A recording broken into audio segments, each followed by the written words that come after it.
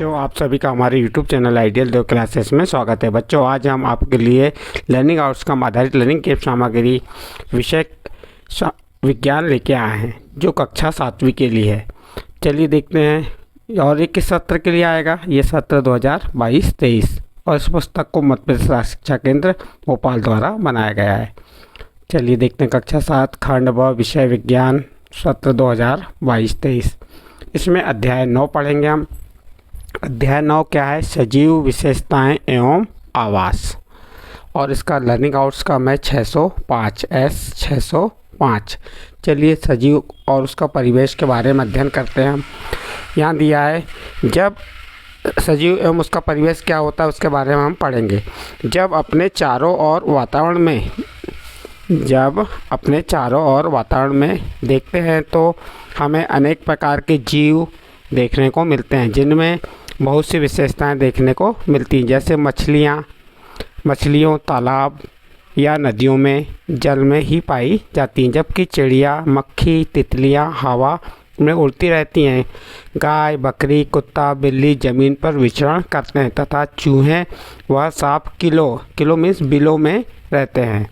तो ये सजीव एवं उनका परिवेश के बारे में थोड़ी सी जानकारी दिया था। क्या बताया इसमें ये बताया कि हमारे चारों ओर वातावरण में देखने को हमको मिलता है। क्या देखने को मिलता है कि हमें अनेक प्रकार के जीव देखने को मिलते हैं, जैसे मछली हो गई। मछलियाँ कहाँ रहती हैं? तालाब में रहती हैं। चिड़िया, मक्खी, तितलियाँ ये हवा में उड़ती हैं। गाय, बकरी, कुत्ता, बिल्ली ज़मीन पर विचरण करते हैं, ज़मीन पर चलते हैं, ज़मीन पर रहते हैं। और चूहे और सांप कहाँ रहते हैं? बिलों में। तो ये उनका परिवेश हुआ। आवास एवं अनुकूलन। भिन्न प्रकार के परिवेश मरुस्थल तथा समुद्र में दो जंतुओं ऊँट तथा मछली के बारे में जानने का प्रयास करेंगे। हम जो आवास एवं अनुकूलन के अंतर्गत हम क्या पढ़ेंगे? भिन्न प्रकार के परिवेश, यानी कि अलग अलग प्रकार के जो परिवेश होते हैं मरुस्थल तथा समुद्र में, जो से दो जंतु कौन से हो गए? ऊँट और मछली के बारे में जानने का प्रयास करेंगे। देखिए अब हम यहाँ पे क्या बताया गया है, इसे देखते हैं। ऊँट की शारीरिक संरचना उसे मरुस्थलीय परिस्थिति में रहने योग्य बनाती है। जो ऊँट की शारीरिक संरचना है उसे मरुस्थलीय परिस्थिति में रहने योग्य बनाती है। ऊँट के पैर लंबे होते हैं, जिससे उसका शरीर रेत की गर्मी से दूर रहता है।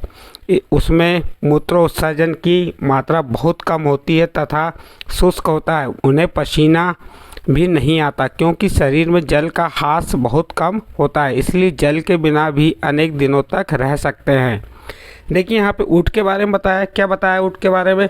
ऊँट की शारीरिक संरचना उसे मरुस्थलीय परिस्थितियों में रहने योग्य बनाती है।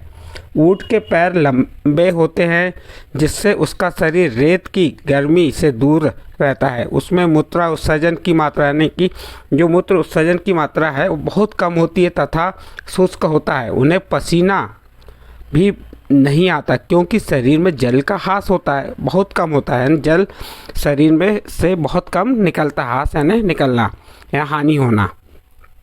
इसलिए जल के बिना भी अनेक दिनों तक रह सकते हैं। इसके बाद देखिए हम क्या कह रहे हैं। अब हम विभिन्न प्रकार की मछलियों को देखें तो हमें इनकी आकृतियों में कुछ समानताएं दिखाई देती हैं। सभी मछलियों का शरीर धारा रेखी होता है। यह आकृति उन्हें जल के अंदर विचार करने के लिए या विचरण करने में सहायता करती हैं। मछलियों का शरीर चिकने सल्कों से ढका रहता है। ये सल्क मछली की सुरक्षा प्रदान करते हैं, साथ ही उन्हें जल में सुगम गति करने में सहायक है। मछली के पंख एवं पूंछ चपटी होती हैं, जो उन्हें जल के अंदर दिशा परिवर्तन एवं संतुलन बनाए रखने में सहायता करते हैं। मछली के गिल को क्या कहते हैं? क्लोन भी कहते हैं।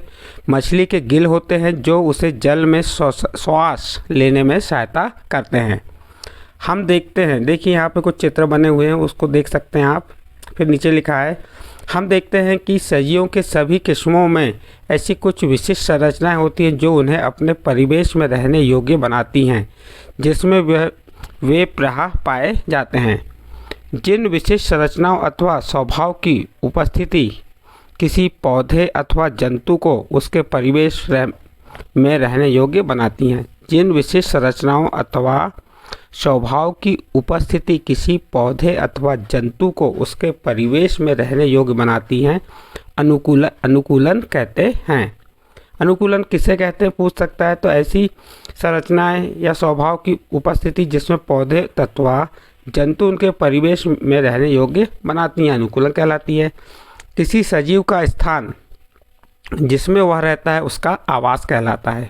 आपको पूछ सकता है कि आवास किसे कहते हैं, तो आप बता सकते हैं किसी सजीव का स्थान जिसमें वह रहता है आवास कहलाता है। अपने भोजन, वायु, शरण स्थल एवं अन्य आवश्यकताओं के लिए अपने पर निर्भर करता है।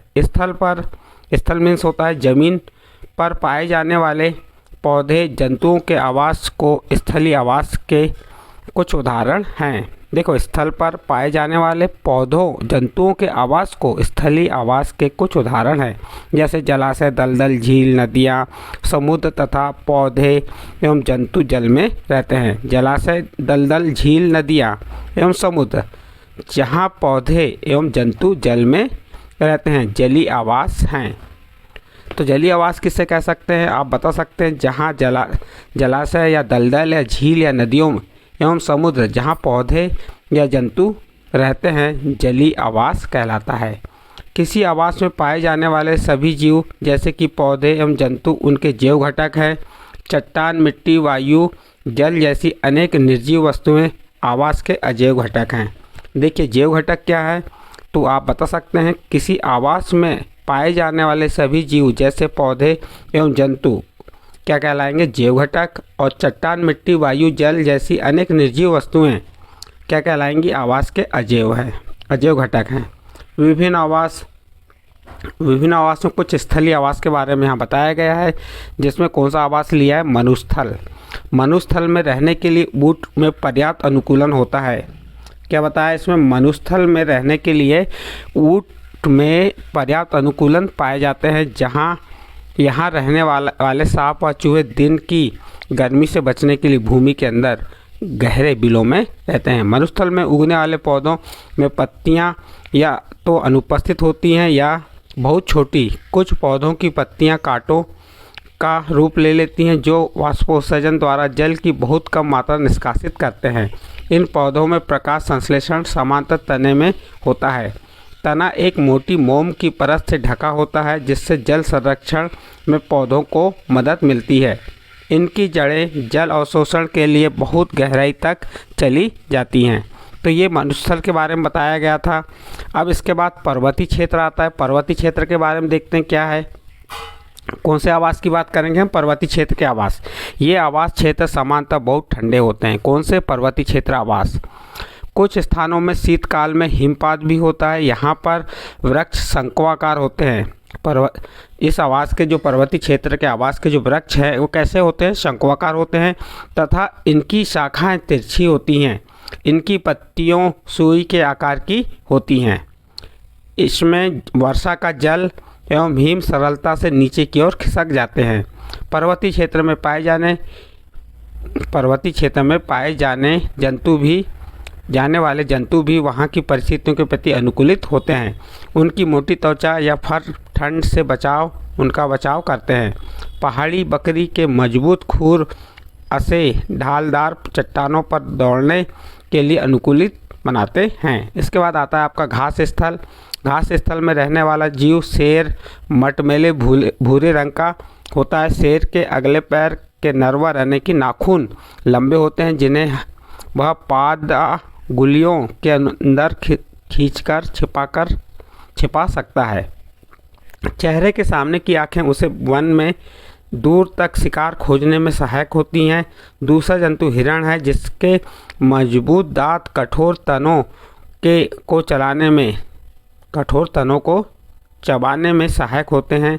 उसके लंबे कान उसके शिकारी की गतिविधि की जानकारी देते हैं। हिरण की तेज गति से शिकारी से दूर भागने में सहायक होती हैं।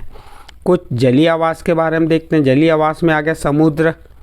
डॉल्फिन एवं व्हेल जैसे कुछ जंतुओं में गिल नहीं होते।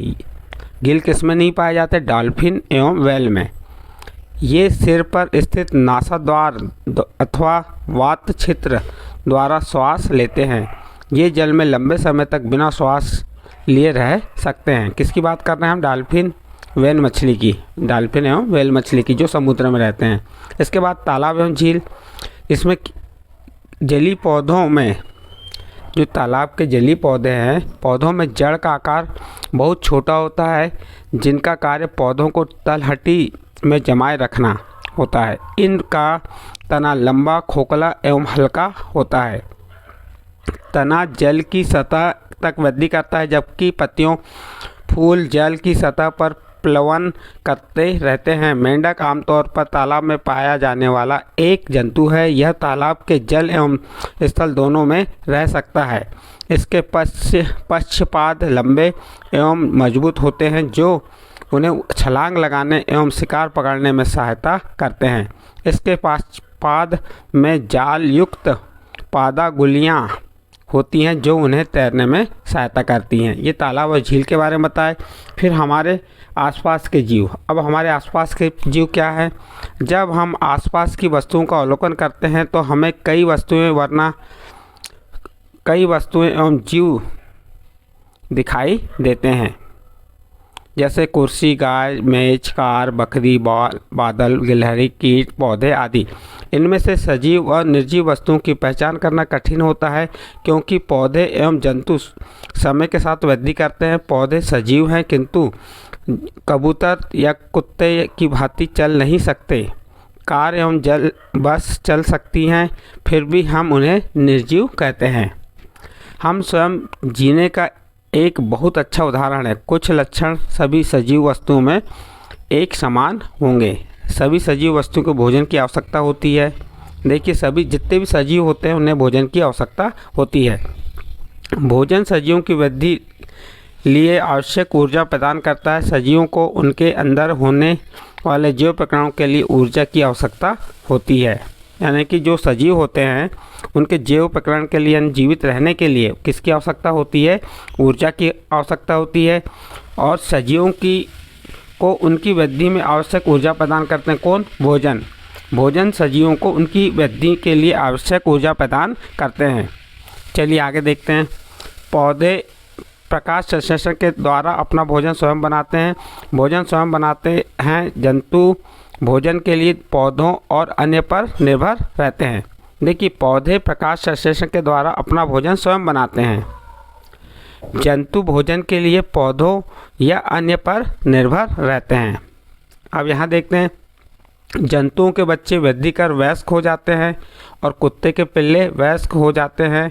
पौधे भी वृद्धि करते हैं और वृद्धि सभी सजीव में होती है। देखिए यहाँ पे दिया है, ये छोटा बच्चा था, फिर ये वयस्क हो गया, बड़ा हो गया। यहाँ पे निर्जीव वस्तुएं वृद्धि प्रदर्शित नहीं कर सकती। जितनी भी निर्जीव वस्तुएं वृद्धि प्रदर्शित नहीं कर सकती। सजीव शोषण करते हैं। सजीव क्या करते हैं? शोषण करते हैं। जब श्वास लेते हैं तो बाहर की वायु शरीर के अंदर आती है। जब हम श्वास छोड़ते हैं तो शरीर के अंदर की वायु बाहर निकल जाती है। श्वसन क्रिया में ऑक्सीजन की कुछ मात्रा का उपयोग होता है। इस क्रिया में बनी कार्बन डाइऑक्साइड को हम श्वास द्वारा बाहर निष्कासित कर देते हैं। पौधों की श्वसन क्रिया में पौधों का आदान प्रदान मुख्य उनकी पत्तियों द्वारा होता है। पौधे की पत्तियां सूक्ष्म रंध्रों द्वारा वायु को अंदर लेती हैं तथा ऑक्सीजन का उपयोग करती हैं। वह कार्बन डाइऑक्साइड वायु में निष्कासित कर देती हैं। इसके बाद देखिए, सजीव उद्दीपन के प्रति अनुक्रिया। अपने प्रिय व्यंजन को देखते ही मुंह में पानी आना, अंधेरे स्थान में अचानक धूप में आने पर आँखों का कुछ क्षण के लिए बंद हो जाना, कांटे या नुकीले वस्तु पर पैर पर पड़ जाने पर तुरंत हटा लेना, हम इन सभी प्रकार के परिवर्तनों के प्रति अनुक्रिया करते हैं। इन परिवर्तनों को उद्दीपन कहते हैं।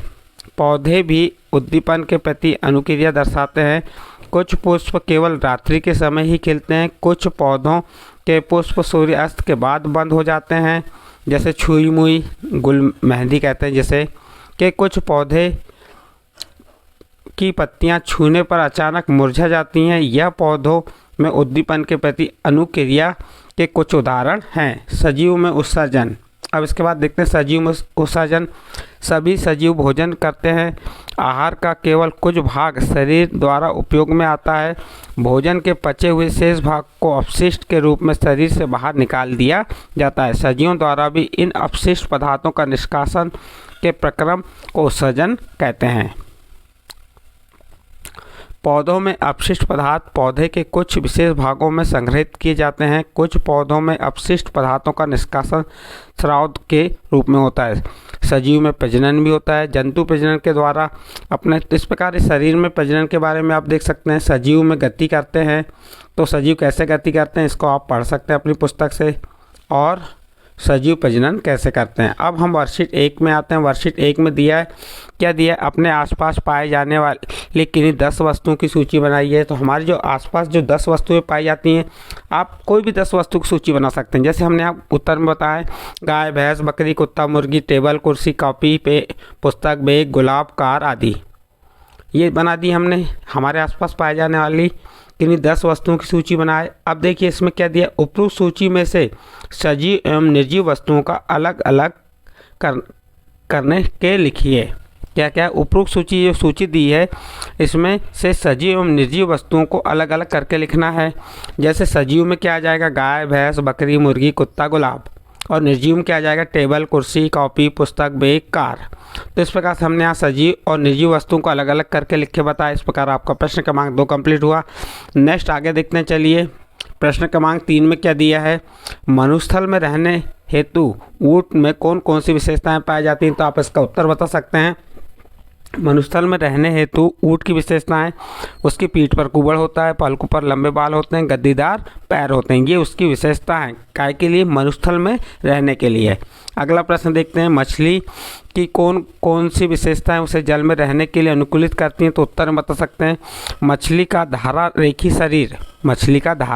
शरीर, पंख एवं पूंछ, श्वसन के लिए गिल आदि विशेषता उसे जल में रहने के लिए अनुकूलित करती हैं। नेक्स्ट अगला प्रश्न, प्रश्न नंबर 5 देखिए, आवास किसे कहते हैं। आवास के 2 प्रमुख प्रकारों का नाम लिखकर उनके दोनों उदाहरण लिखिए। आवास किसे कहते हैं, जंतुओं के रहने के स्थान को उस जंतु का आवास कहते हैं। और उदाहरण में बता सकते हैं, 2 प्रकार के होते हैं, स्थलीय और जलीय आवास। 2 प्रकार के होते हैं, एक होता है स्थलीय आवास और दूसरा जलीय आवास। स्थलीय आवास के अंतर्गत आ जाते हैं मरुस्थल, पर्वतीय क्षेत्र, घास स्थल, और जलीय आवास के अंतर्गत क्या आता है, समुद्र, तालाब, झील आदि। इस प्रकार से यहाँ पे आपका प्रश्न क्रमांक 5 कंप्लीट होता है और वर्कशीट 1 कंप्लीट हुई। इसके बाद आप देख सकते हैं वर्कशीट 2। देखिए इसका प्रश्न नंबर 1 क्या कह रहा है, मरुस्थल में पाए जाने वाले पौधों की 3 विशेषताएं बताइए। तो जो मरुस्थल में जो पौधे पाए जाते हैं उनकी विशेषता देखिए, 3 विशेषताएं क्या है। पहली विशेषता हो गई, पत्तियां कांटों में रूपांतरित होती हैं। दूसरी विशेषता, तना प्रकाश संश्लेषण करता है। और तीसरी विशेषता, जड़ें अधिक गहराई से जल अवशोषित करती हैं। इस प्रकार से मनुष्य में पाए जाने वाले पौधों की 3 विशेषताएं आपको बताएं। प्रश्न क्रमांक 1 कंप्लीट हुआ। इसके बाद प्रश्न क्रमांक 2 क्या कह रहा है, पर्वतीय क्षेत्र में पाए जाने वाले जीवों की 2 तथा पादपों की 2 विशेषता बताइए। तो देखिए पर्वतीय क्षेत्र में पाए जाने वाले जीवों की विशेषता क्या है, इनकी पहली विशेषता हो गई, त्वचा मोटी और फारयुक्त होती है। दूसरी विशेषता, मजबूत खुर के कारण ढालदार सतह पर चलने में सहायक होती हैं। और इसके पर्वतीय पादप की विशेषताएं क्या हो गई, वृक्ष शंक्वाकार होते हैं, पत्तियां सुई के आकार की होती हैं। इस प्रकार इसकी 2 विशेषता हो गई। तो इस प्रकार आपका प्रश्न नंबर 2 यहाँ पे कंप्लीट हुआ। नेक्स्ट प्रश्न क्रमांक 3 देखते हैं। इसमें क्या कहा है, घास स्थल में रहने वाले किन्हीं 2 जीवों का उदाहरण देकर उन्हें उस परिस्थिति में रहने हेतु कौन से गुण परिलक्षित होते हैं उन्हें लिखिए। तो देखिए हमने घास स्थल में रहने वाले 2 जीवों के नाम क्या हो गए, शेर और हिरण। शेर क्या है, इस जीव का शरीर मटमैला, नाखून लंबे, तेज आँखें और मजबूत शरीर होता है। और हिरण, मजबूत दांत, तेज दौड़ने की क्षमता, लंबे कान होते हैं। तो इसकी हमने विशेषताएं बता दी है। इस प्रकार प्रश्न नंबर 3 यहाँ पे कंप्लीट हुआ। प्रश्न नंबर 4 देखिए, 2 समुद्री जीवों के नाम लिखकर ये बताइए कि उनमें गिल ना होने पर वे श्वसन किस अंग द्वारा लेते हैं। तो देखिए 2 समुद्री जीव क्या होगा, डॉल्फिन और व्हेल। ये जीव सिर पर स्थित नासाद्वार अथवा वात क्षेत्र द्वारा श्वसन करते हैं। नेक्स्ट अगला प्रश्न देखते हैं। प्रश्न नंबर 5, जलीय पौधों की कोई 3 विशेषताएं बताइए। तो देखिए जलीय पौधे की 3 विशेषता। नंबर 1, जलीय पौधों की जड़ का आकार बहुत छोटा होता है। नंबर 2, इनका तना लंबा, खोखला एवं हल्का होता है। और नंबर 3, इनकी पत्तियां तथा फूल जल पर तैरते हैं। इस प्रकार जलीय पौधों की 3 विशेषताएं हो गई। और यहाँ पे आपकी वर्कशीट 1 और 2 और आपका पार्ट क्या था, पार्ट अध्याय 9 था। अध्याय 9 में क्या था, सजीव विशेषताएं और आवास। जो सजीवों की विशेषता और आवास के बारे में बताया था, ये कंप्लीट होता है। यदि ये पार्ट आपको समझ आया है तो आप हमारे चैनल को सब्सक्राइब कीजिए, लाइक कीजिए एवं अन्य ग्रुप में शेयर जरूर कीजिए।